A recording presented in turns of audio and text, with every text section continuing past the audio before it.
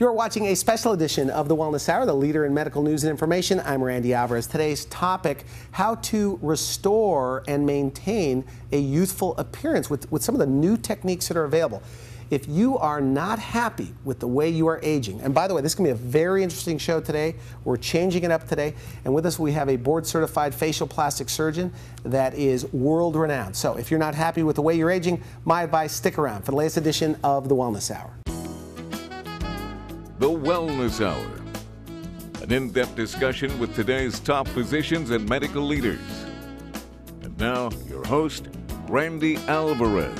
You're watching the Wellness Hour, leader in medical news and information. I'm Randy Alvarez. Today's topic, how to restore and maintain your youthful appearance. With us, we have an expert on the topic, board-certified facial plastic surgeon, Dr. Gregory Keller. Dr. Keller, always a pleasure to have you on the show. Always a pleasure to be here, Randy. Now, before we get into today's topic, because I guess there's a lot of new technology, new techniques that are, I guess, allowing for even more natural appearances for facial rejuvenation. But for those that don't know you, tell us a little bit about your practice. I mean, what kind of patients do you see? Well, my practice is really all ages, Randy. I mean, we have the young girl who's interested in a rhinoplasty. We have people who want to maintain their skin and keep that in shape with its natural color, texture, and appearance. We have people who are a little older who want to do something about their eyes. We have older people who want to do and lift the face, which occurs mainly around the time of menopause, but can occur earlier. Mid-facelifts, there are all kinds of things and all kinds of ages that we deal with. Let's begin with the younger patient. I mean, at what age are they coming in now to do things? Well, they come in at all ages now, Randy. You know, you'll have younger people with acne. We have devices that'll really help that and clear things up, whereas before Accutane was a necessity. People will come in when they start to notice pores or little wrinkles, and there are a lot of tools, Botox, intense pulse light, and the newer fractionated resurfacing devices that can really help that. These are things with minimal or little downtime or risk that can really make a difference. Okay, now, do you think there's a benefit, and we talked a little bit about this off camera, of going to somebody that does both? When people ask me, I said, if you're going to go, and this is what I've learned after doing over 1,000 of these shows, is that go to somebody that both does facelifting, but also does fillers and all the minimally invasive stuff, so that way they give you an honest opinion. They can't help but tell you what's best for you. I mean, is that the way you feel? Is that accurate? There's an old saying on that, actually, that if you have a hammer, everything looks like a nail. You know, so if you have one thing to do, everything looks like that's what you ought to do. I think it's good to have a repertoire of things that you can fit to the individual patient and tailor for their specific program to maintain and restore their youthful appearance. Okay, so it's not just all about adding volume, adding fillers. Because I have people on the show, let's say it's a dermatologist who says, it's all about volume. Add volume, you look younger. What are your thoughts on that? I mean, define the young, the youthful face. How do you keep it? Well, you know, it's a variety of things. As we age, different things happen. The first things happen in the mid-face. The middle part of the face can sag. Can you cover that over with volume? Yeah, but you can also look like you have a rock in the sock type of appearance. So a little volume can be helpful, but it's also helpful to pick those fallen structures up. And if you get people early enough and maintain that, you can do that with a very minimally invasive type of procedure with new devices that Coapt and other people make. Okay, so you do a mid-face. So now for nasolabial folds, that seems to be what a lot of women that we interview are worried about. Fillers, do you do fillers or do you do a mid-facelift? What do you do? Well, you know, the nasolabial fold is a very complex thing. There's loss of volume, there's loss of structure, and there's sagging that goes into that. So we try and attack that with a little bit of this and a little bit of that to try to recreate and reformulate the way people used to look. And that's what I think is important. So the answer is we do all of that, but we do it in little volumes to make it look natural. Do some people come in and say, you know, Dr. Keller, I need a facelift, and they really don't? I mean, do you ever have to talk somebody out of a facelift and do other things? I mean, does that ever happen? There are those people, definitely. But I think people are becoming very well educated nowadays. And if someone comes in and says, I need a facelift, usually, not always, but usually it's true, they do. Okay, okay. Yeah, because the tendency is to try the less invasive things first, and often people have gone through all of that and really want to accomplish something that restores their youthful appearance and the way they feel inside. Okay, now at the top of the show we talked about how to restore and maintain your youthful appearance. and I asked you off camera, and you said, well, I don't know if I want to say that on camera, but I said, could you make, if I stay with you and I take your advice, in 10 years from now, can I look younger than I look today? And you said yes. So you believe that? I do. It depends on what you want to do to Would I keep need that a up. facelift? Would I need a facelift to do that? Would I just need some of the laser or tightening procedures you use? Well, I think in your case, Randy, the earliest signs of aging are in the middle part of the face. Okay. You know, this area right here. And that has to do with the way our ligaments sag, our ligaments stretch out, you know, because we have ligaments in the face that hold up our structures just like a shoulder. And if you use that a lot and move it around, things are going to come down. So you can lift that up a little bit? You can lift that through minimally invasive things if you start early enough, or if you wait till later, then you know have to do a little more to do that. Are these endoscopic procedures we're talking about? They can be. Okay. They can be, yes. Endoscopic facelift for the younger woman, where we make little incisions and lift things, can be a very good thing. You can you know, there are people who think you have to rejuvenate the whole face, but really, if you look, everybody ages a little differently, and you need to tailor a neck. Men often want their neck done and their eyes. Those are the two things that tend to bother them the most. Women, on the other hand, want a balanced look. So everybody's different. Do people want to look different? They want to look younger, prettier? What do they tell you? I mean, on the consult, do they say, I just want to look different, or I want to look prettier? What do they say? They want to look like they used to look before it happened, because what happens to women particularly is that they age all of a sudden.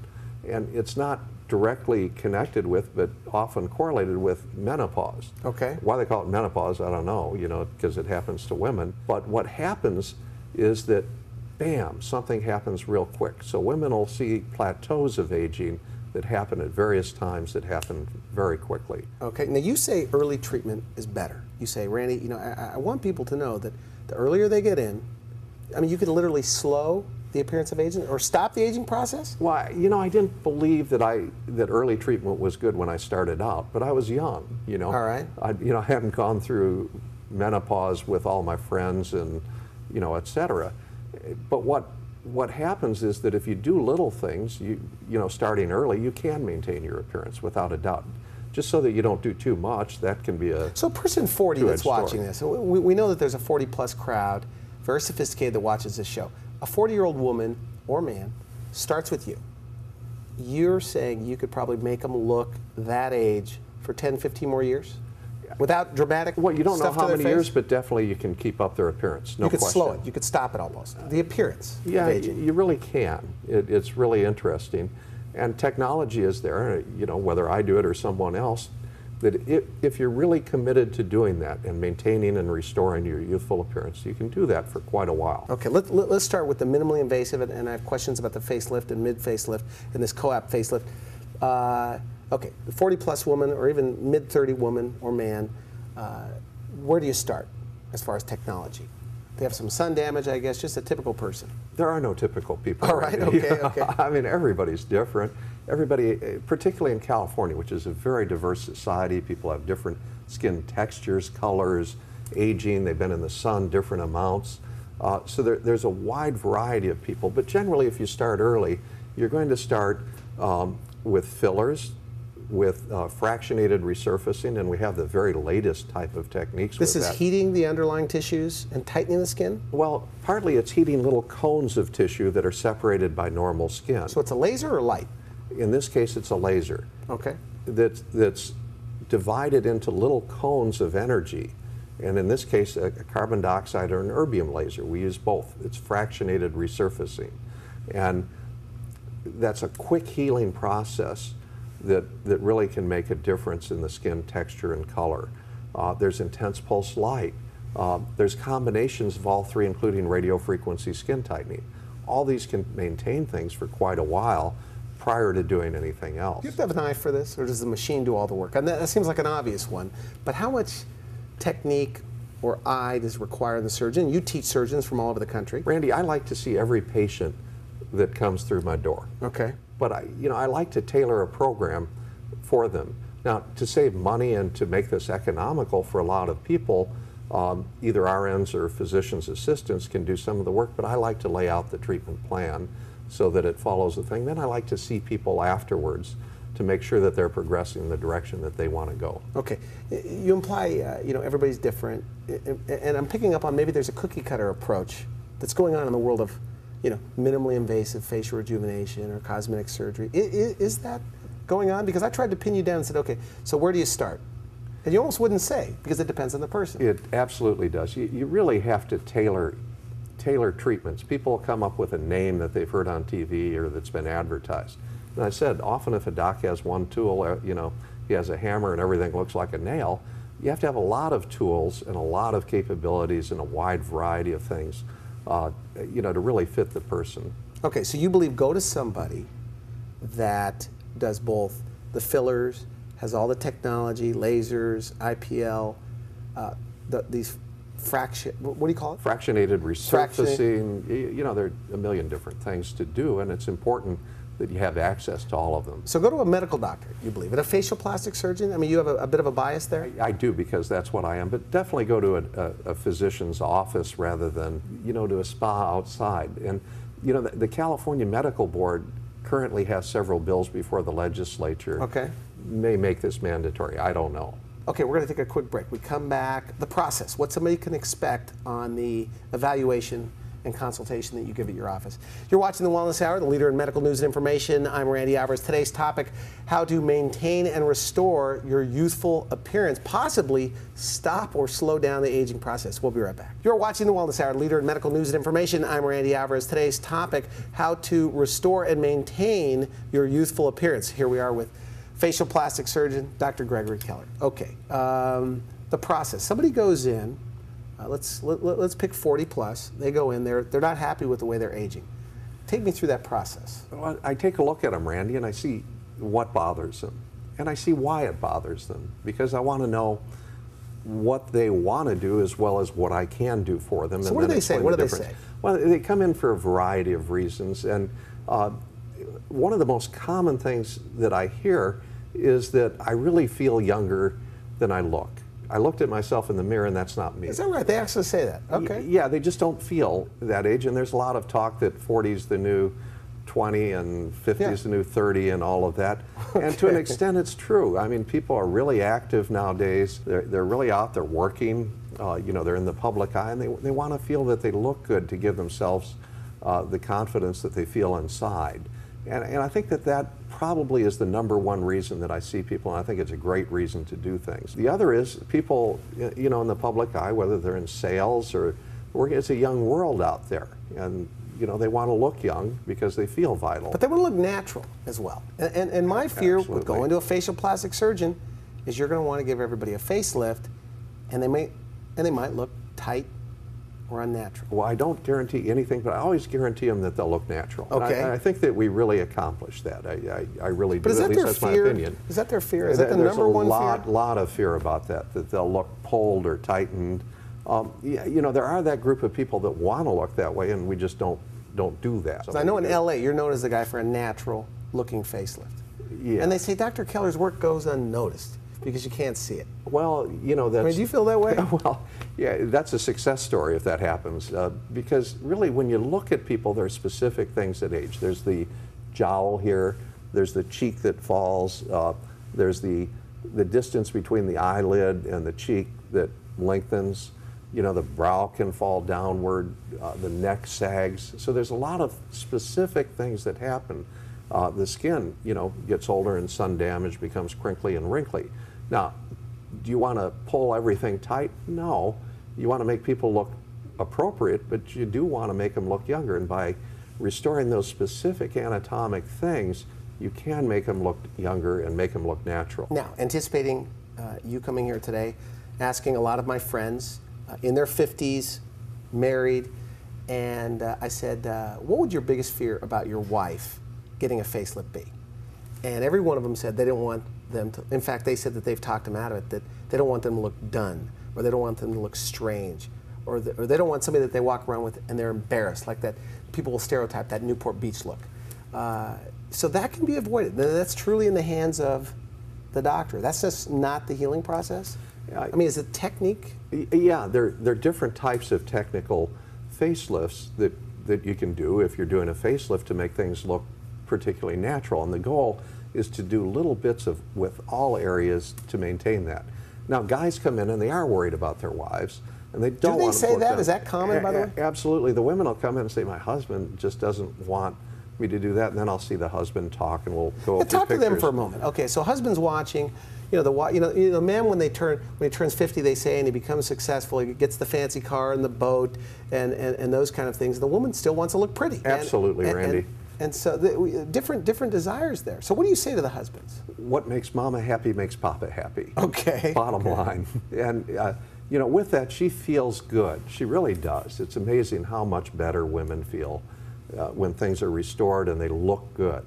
And and it's not about looking top. They just feel that they look good. It gives them the added confidence. So their concern always is then, just my little survey that I did with 4 or 5 guys, it's the same you're hearing every day, that the husbands don't want their wives to do it because they're afraid they're going to look done. There are a lot of husbands that are really supportive, and there are people who are just worried that they will look done. There's a wide variety of that, just like anything else. But it really all boils down to what makes Mama happy makes Papa happy. And if Mama's happy, everybody's happy. Okay, what about men coming in for facelifts? Is that becoming more popular? It is. And men, more often than not, will really want a natural look. They, if anything, often want to look underdone, but specific things bother them. Most common thing is the neck that just droops like that. Is the neck an easy one to take care of for you? Well, the neck is a very complex structure, and that's one of the things we've worked with. We even do ultrasounds to define what's going on underneath the neck, often prior to doing anything. And there are different things that can affect that. It's not just fat, or it's not just skin, and liposuction won't take care of it.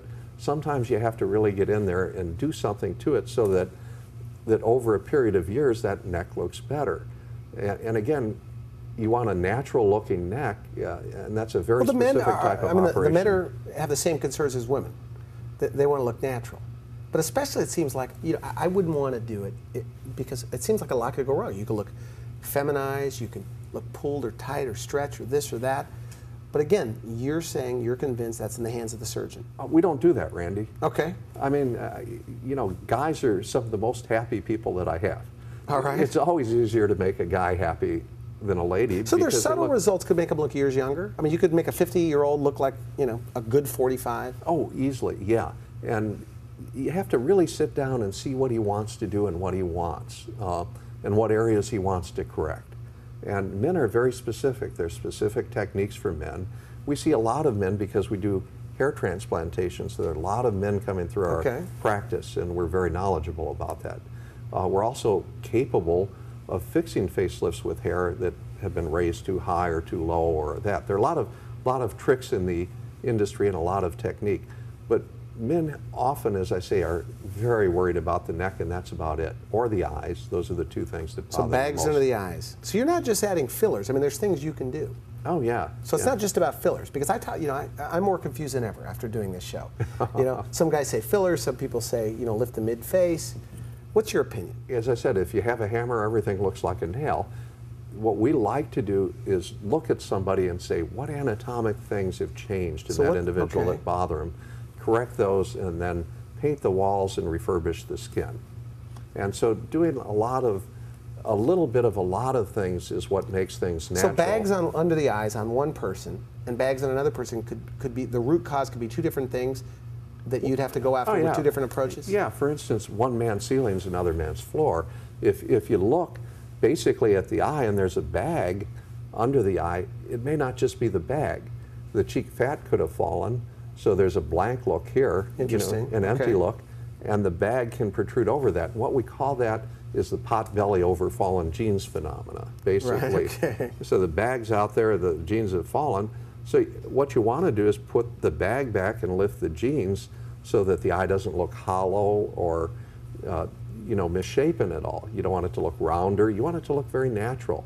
Okay. Yeah, and what we do is geared toward that very thing. Now we're just about out of time. One of the things you want to mention was that after a facelift, that oftentimes women will neglect their skin. Yeah, maintenance is really important. I mean, we're going to put things back, and as I said, afterwards we like to paint the walls because the skin appearance in a little bit of a lot of things, if you lift things and then change the skin and do a little bit of a lot of things, it looks very natural.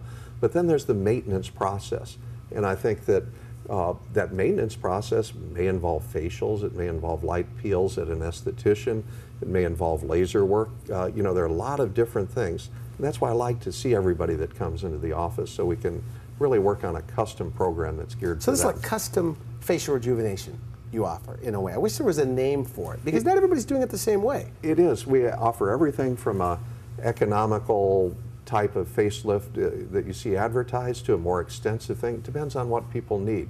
And skin rejuvenation, same way. Okay, what about somebody? I mean, I get a lot of questions because, you know, I do the show. People always say, you know, they're in their late 30s. They want to do something, but they don't want anybody to know. Is it possible to go through some of these, like, let's say, mid-facelift procedures, or, you know, and obviously the minimally invasive stuff that you could hide from your friends, but could you do some mid-face stuff, mid-facelifting, and their friends won't know? Well, Randy, we're all number one with ourselves. Try and remember what your best friend's mid-face looks like. Okay. You know, that's a good point. That's a great absolutely point. That's possible. Yeah. Yeah. Is it true, by the way, and I talked to a plastic surgeon, that the people that are coming in for facelifts or these minimally invasive stuff, these are very positive people. These aren't people that are kind of down in the dumps about their appearance. These are positive people that just want to kind of pick it up a notch, move to the next level. I mean, do you find that? For the most part, I think that there's been so much publicity that people really realize what these procedures can do and are not at all unrealistic, with some exceptions about what they want to accomplish. Well, this has become very mainstream now. Extremely you've seen a lot of mainstream. changes. You've been around for a while. Extremely mainstream, but the average person who comes in, whether they be a billionaire or someone that we work with at UCLA, really just wants to look better and look good. And they don't want to look dumb, definitely. Okay, so 7-day downtime, tops in a lot of these things. I mean, if everything goes okay. It varies from 3 days to 2 weeks on average. Now, you know, more extensive type of work that's really extensive and involves a lot of different things can take longer, but people know that going in. How long does a facelift last? So somebody gets their facelift at 50 and now they're 80, and 80 is very young today. Yeah. I mean, do you do a lot of these touch-ups or redos, or what do you call them in the world of? Well, that's really interesting, Randy, because proportion-wise, and not in absolute numbers, because there aren't as many as baby boomers, but proportionately, the largest growth in facial plastic surgery is in the 75 and up category. Is that right? First time or second time? It's often second time, but Okay. can be first time. Now, by the way, if somebody waits until they're 75, 80, I mean, is that ideal to get them the first time around for you? No, is that when you want to see them? No, I'd much rather do them younger, but you know, I find that a lot of 75 and 80-year-olds who come in have avoided doing this because, you know, there used to be a stigma, now it's mainstream, and they all say, I wish I'd done it sooner. I want to ask you this question, get your opinion. Okay, so you take two 38-year-old twin sisters, okay, and you maintain one, and then you take about 10, 15 years. I mean, will one look, and let's say a mid-facelift for somebody in their 40s, okay, twin sisters. In 15 years later, would one look noticeably younger? Twins are very interesting because, you know, I've done a lot of twins for some reason. I don't know why. Okay. Yeah, and what happens is if you do something to one, the other one's going to be in to do something. They're very attached. So, you know, honestly, I haven't seen one twin unless they were separated at birth or something. Okay, but theoretically, would one look noticeably younger 15 years after the procedure? Well, I think so, but again, I haven't done any twins that haven't had the other twin So come the other in. one always does it? There's always You one. put them in the same room, you do them at the same time? No, I'm kidding. There's always one twin that comes in first because he's the brave twin or she's the brave twin. And then, you know, when everything turns out great, the other twin will usually be in. They may want to do something a little different, but, you know, a lot of it is, twins are connected, that's all. Okay, what about safety? Does safety keep people from doing this? As they say, going under the knife, things like that. I mean, are there still a lot of fear about it? There is, and there are risks and benefits to any surgical procedure that you do. The minimally invasive stuff is, while their risk has gotten much better and much less risky, again, the odds of you having a problem with us are about as low as they are anywhere. Okay. And everybody has to know the risks, and, you know, we inform people of that. But still, it's really rare, and often it's said that you stand a better chance of, you know, dying in an auto accident in Santa Barbara than you do of having a serious problem with a facelift. Okay, now, for the people watching this that just have a tough time doing something nice for themselves, you know, their kids, They put them through great. college, Yeah, everything yeah, else. yeah. How do you give them permission to do something nice for themselves? They're not happy with the way they're aging. Well, often that's the type of person I see. They've got the kids out. The kids have been through school. Mom has taken care of them, and now she wants to do something for herself. That's really common. Almost all of the time, she feels perfectly great about it. Matter of fact, she's the one that mentions that to me. Time I did something for myself. Good. All right. Well, always a pleasure having you on the show. It's been fun, Randy. Thanks. Thanks. You've been watching The Wellness Hour, leader in medical news and information. I'm Randy Alvarez. If you would like to see this interview again online, you can see it on wellnesshour.com. You can do a search for Dr. Keller. We've had him on the show at least 5 or 6 times. You can see any one of those interviews. For now, I wish you good health. Thanks for watching The Wellness Hour, the leader in medical news with your host, Randy Alvarez, the authority on health issues.